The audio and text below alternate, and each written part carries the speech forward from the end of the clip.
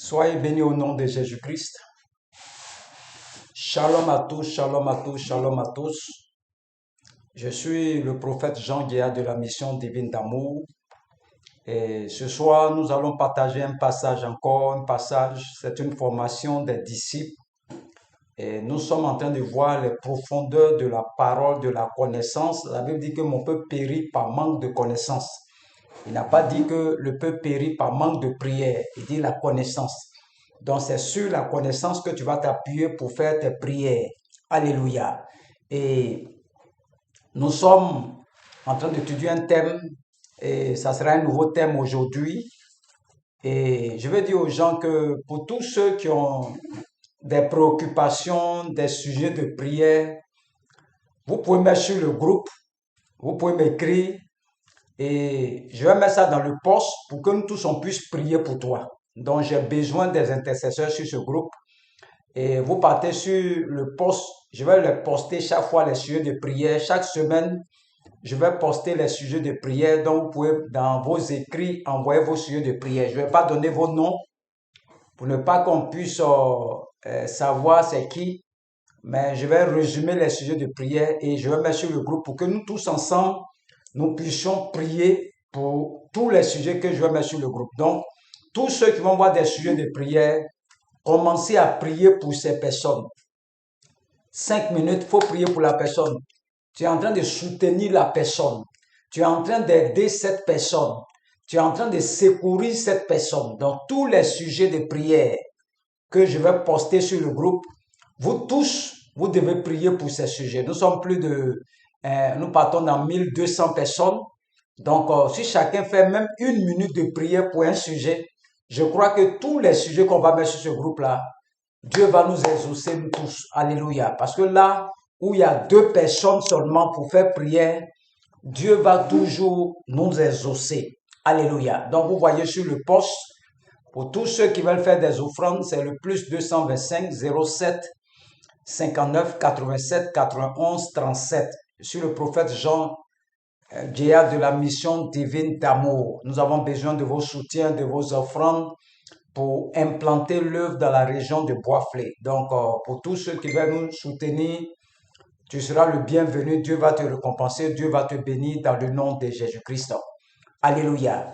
Et ce soir, nous allons voir, peut-il venir quelque chose de bon chez toi? Peut-il venir quelque chose de bon dans ta maison? Peut-il venir quelque chose de bon dans la vie de tes enfants? Peut-il venir quelque chose de bon dans ton quartier, dans ton village? Est-ce que quelque chose de bon peut sortir de vos familles, peut sortir du quartier là où tu habites, peut sortir même de la vie de tes enfants? Est-ce que quelque chose de bon peut sortir de toi? Alléluia. Le texte de base, c'est Jean 1, verset 46. Jean 1, verset 46, je vais faire la lecture. Nathanaël lui dit, peut-il venir de Nazareth quelque chose de bon?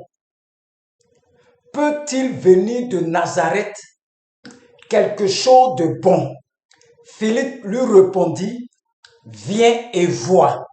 Peut-il venir quelque chose de bon de vos familles? Est-ce que quelqu'un peut sortir de la famille, dépasser les limites de la famille? Alléluia. Donc, dans chaque famille, dans chaque région, dans chaque village, dans chaque pays, dans chaque continent, dans chaque région, il y a ce qu'on appelle les esprits de contrôle. On les appelle les esprits territoriaux. Les esprits qui gouvernent les familles. Donc, ces esprits-là vont imposer aux régions, vont imposer aux quartiers un style de vie. Alléluia. Il y a des familles, par exemple, on leur donne la permission de faire des enfants.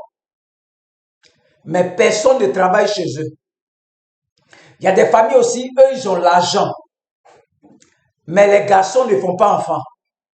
C'est ce qu'on appelle les permissions et les non-permissions. J'étais allé au village. Quand je regarde tous les jeunes de mon village, c'est l'alcool.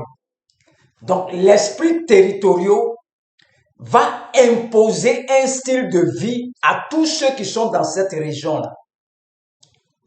C'est l'alcool. Donc, quand vous partez sur Abidjan, vous allez voir des quartiers, on vend l'alcool là-bas seulement. Ça, c'est l'esprit territorial qui fait ça. Il y a des quartiers aussi, c'est la prostitution. Ça, c'est l'esprit territorial qui fait ça. Il y a des quartiers, c'est la drogue. Ça, c'est l'esprit territorial qui fait ça. Il y a des quartiers aussi, c'est la maladie. Ils sont malades. Ça, c'est l'esprit territorial qui fait ça. Donc, chaque esprit territorial qui est sur un territoire va donner des permissions et des non-permissions. Il y a des quartiers, les gars ne travaillent pas là-bas.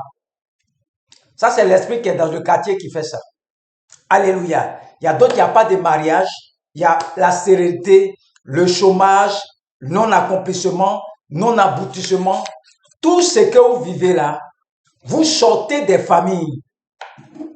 Vous venez des familles où il y a des lois, il y a des principes, il y a des règles. Moi, je sors d'une famille où il y a 24 enfants. Personne ne travaillait. L'esprit territorial nous a donné l'alcool. Imposer l'alcool à tout le monde dans la famille. Il est difficile à quelqu'un qui est né dans ma maison, qui peut échapper à l'alcool si ce n'est pas Dieu qui va te faire grâce. Donc, l'esprit territorial impose sa domination sur les familles. Et ce sont les règles, ce sont les lois établies par les parents avec ces esprits-là. Ils ont invoqué les esprits quand ils étaient en danger avant. Toi, tu n'étais pas encore né. Et aujourd'hui, tu sens que tu ne te maries pas. Et il y a des gens qui trouvent ça normal. Ils ne travaillent pas et disent non, bon, un jour Dieu va faire. Vous voyez, ce sont les esprits territoriaux qui donnent des permissions et des non-permissions aux membres de la famille ou aux membres de la région ou aux membres du territoire. Là où tu es sur son territoire, là, il impose un style de vie pour contrôler tous ceux qui sont dans la région. Mais comment ça se passe? Et puis l'esprit territorial arrive à contrôler toute une famille pour les maintenir dans la pauvreté. C'est à travers les hôtels, les alliances de famille, les décrets, les ordonnances. Nathanaël lui dit, peut-il venir de Nazareth quelque chose de bien, de bon? C'est-à-dire sur le territoire de Nazareth là, personne ne doit sortir sa tête haute. Personne. Donc l'esprit qui est sur Nazareth fait de telle sorte que personne ne puisse s'échapper. C'est ça qu'on appelle une prison satanique. Tu es enfermé dans un territoire qui est une prison satanique, contrôlé par un esprit, par un hôtel. On appelle ça le fétiche. Et généralement, ça au Carrefour. Je vais enseigner bientôt les carrefours. Et ils ont imposé ça au Carrefour qui conduit dans cette région, bien qui conduit dans ce village, dans ce quartier. Le Carrefour principal est contrôlé par une domination, par un esprit territorial qui contrôle toute cette région et qui impose à ce quartier-là, à cette famille-là, un style de vie à cause des hôtels. Je me rappelle un serviteur de Dieu qui allait ouvrir une église quelque part. Il dit quand il est arrivé là-bas, au carrefour même du village, il y a un serpent qui est assis dans un fauteuil royal. Au carrefour, c'est lui qui contrôle tout le village. C'est ça qu'on appelle l'esprit territorial. Donc, il contrôle tout le territoire. Donc, si tu veux t'implanter dans ce lieu-là, tu dois coopérer à lui. Toutes les églises qui ont pu décoller de là-bas ont toujours terrassé ce géant. Ont toujours renversé l'homme fort, l'esprit territorial.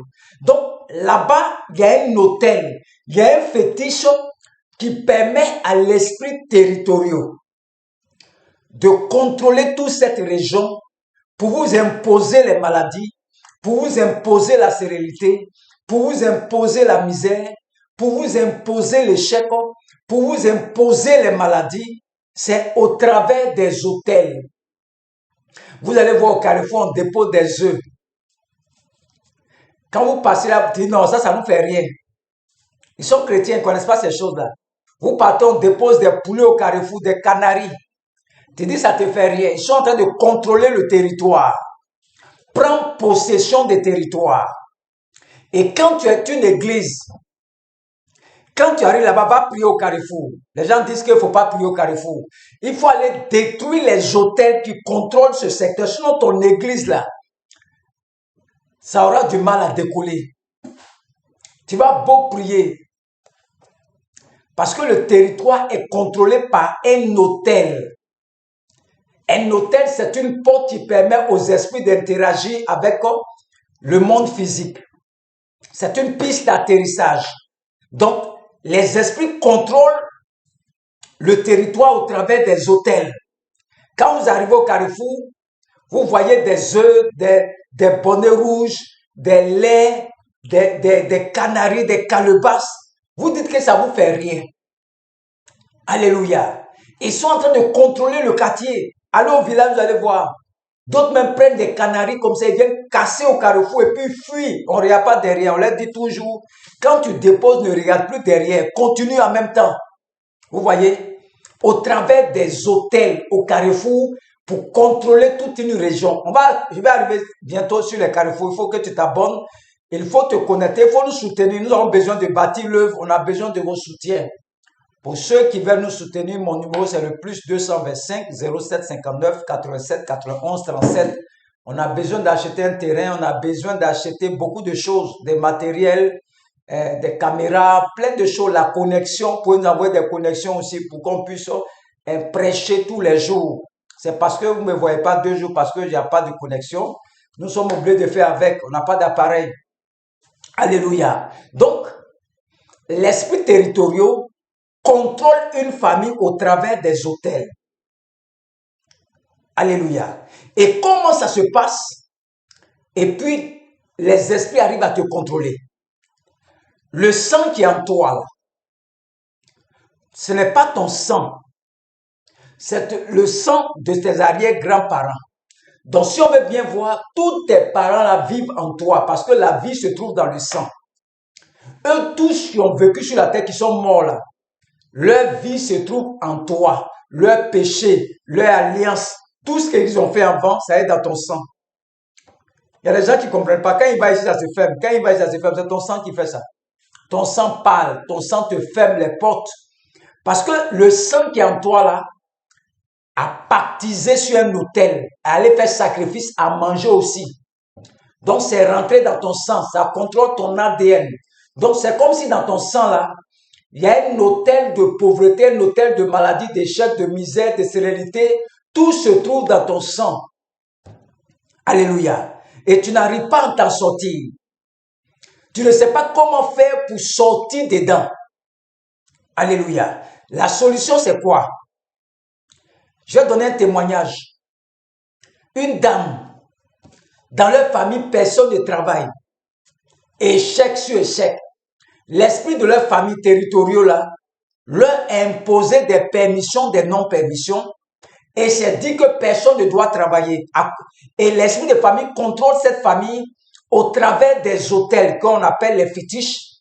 Donc, qu'est-ce que la femme a fait? Elle a pris un sac de riz.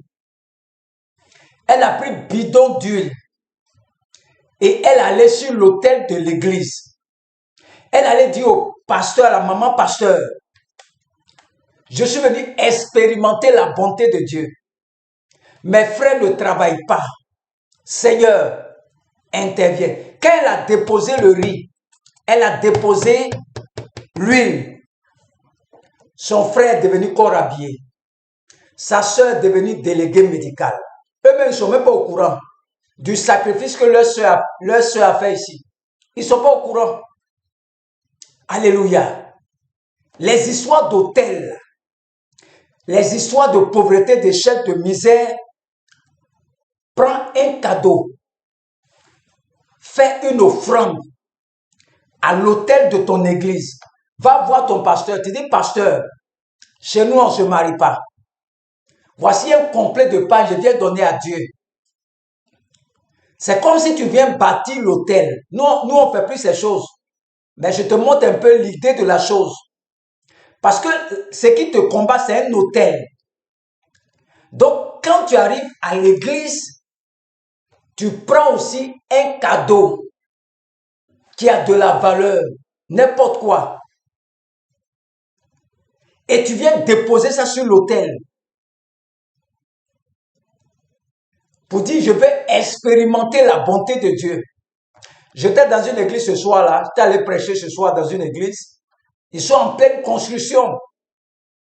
En pleine construction, j'ai donné les enveloppes. Parce qu'ils ne savent pas que quand tu bâtis la maison de l'Éternel, c'est comme si tu bâtis un hôtel. C'est le secret qui est là. Si on ne travaille pas chez vous là, ou bien tout le monde est malade là, prends une offrande. Ils sont en train de construire, tu vas payer au moins 2 tonnes de ciment, 3 tonnes de ciment, va les donner. Dieu ne va jamais t'oublier. Les hôtels de famille là, on les combat avec un hôtel. Nous, on ne bâtit plus l'hôtel parce que notre hôtel, c'est Jésus-Christ. Mais nous venons par le principe de l'identification. On ne peut pas payer le prix que Jésus-Christ a payé. Mais on prend un présent et on va s'identifier à Christ sur la croix, le sacrifice. Et on vient déposer ça sur l'autel de l'église. Pour que Dieu manifeste sa bonté dans nos vies. Nous, on ne bâtit plus les hôtels. Jésus-Christ est notre hôtel. Mais tout sacrifice que tu apportes dans l'église, tu es en train de bâtir un hôtel. C'est le secret qui est là. Tout ce que tu vas déposer à l'église, c'est un hôtel que tu bâtis. Et c'est ça qui renverse l'hôtel qui est contrôlé par l'esprit territorial qui t'empêche de faire des enfants, qui t'empêche de travailler, qui t'empêche d'évoluer, qui t'empêche de dire, est-ce que quelque chose de bon peut sortir de votre famille, de votre maison, de la vie de tes enfants, de ton quartier? Quelque chose, je te rassure, que quelque chose de bon peut sortir de vos quartiers. Prends une offrande. Fais une offrande sur un hôtel. Fais une offrande, tu vas voir que l'hôtel qui te maintient dans la pauvreté, là, l'hôtel là sera renversé par la parole de ton pasteur. Quand je dis aux gens de nous aider, on va construire l'église. Ils pensent que c'est pour nous-mêmes. Nous sommes en train de travailler pour Dieu. Ce qu'il fait, c'est travailler. Je peux dormir comme toi actuellement. Mais je suis en train de travailler pour Dieu. Je suis en train de travailler. Je n'ai même pas le temps. Mais je suis en train de travailler pour le Seigneur. Donc, je vais exhorter quelqu'un à nous soutenir, à venir en aide, pour qu'on puisse construire une église ici, dans la région de Bois-Flé, une grande église, une cathédrale même. C'est possible. C'est possible qu'on peut construire l'église. Il faut nous soutenir. Mon numéro, c'est le plus 225. Pour ceux qui sont au Canada, Afrique du Sud, les hommes d'affaires, soutenez-nous. L'argent, on va laisser ça ici. Quand on va aller chez Dieu, il va nous demander, qu'est-ce que tu as fait? Tous les moyens que j'ai mis en ta main. Est-ce que tu as soutenu l'œuvre de Dieu pour qu'on puisse gagner des nations? D'autres mondes là, dans les banques, ils ont l'argent, ils m'écoutent. Ils me suivent, ils ont l'argent, ils ne veulent pas nous soutenir. Ils pensent qu'on a besoin de l'argent. Non. L'argent là, plus tu investis dans l'œuvre de Dieu, plus Dieu va te bénir. Tu peux nous donner des terrains même pour bâtir l'œuvre de Dieu. On va exploiter tout ça. On a besoin du ciment, du gravier. Si tu veux, il faut nous envoyer ciment même. 50 tonnes, 10 tonnes, 15 tonnes, il faut nous envoyer. On va prendre pour travailler. Tu peux acheter un terrain pour nous, terrain 2 millions, c'est 3 millions, 4 millions, 5 millions, 10 millions, c'est rien. C'est quand tu es pauvre tellement qu'on parle d'1 million, mais ton cœur tremble comme ça. Il y a des gens qui ont l'argent, ils achètent les voitures de 200 millions, 100 millions. Et voiture là même, là, c'est dans le garage, on ne fait rien à ça. Mais avec les 200 millions, nous, on peut construire l'église ici.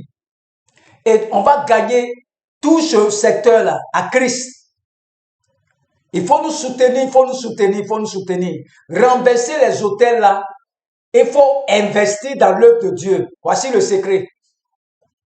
Quand tu investis dans l'œuvre de Dieu là, C'est comme si tu viens déposer une offrande sur l'autel qu'on appelle l'église.